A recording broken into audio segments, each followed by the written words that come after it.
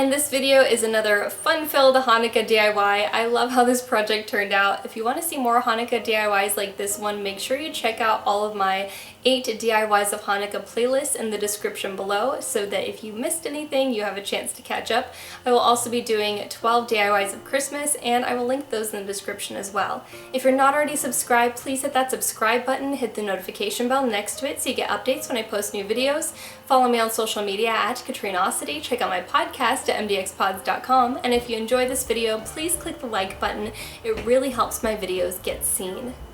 For this modern menorah, you'll need an elongated shallow glass vase, crushed mirror vase filler, and some taper candles. All you do is take the lids off of your vase fillers. I got these in 2 alternating colors.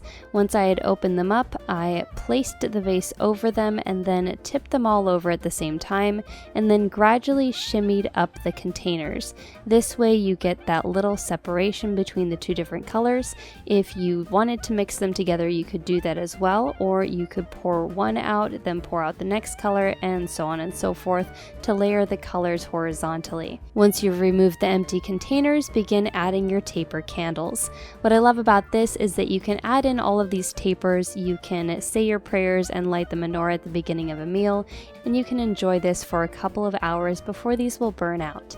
Thanks for watching. If you want to see more Hanukkah DIYs like this one, make sure you check out my entire playlist of my 8 DIYs of Hanukkah. If you enjoyed this video, make sure you click that like button. It really helps my videos get seen.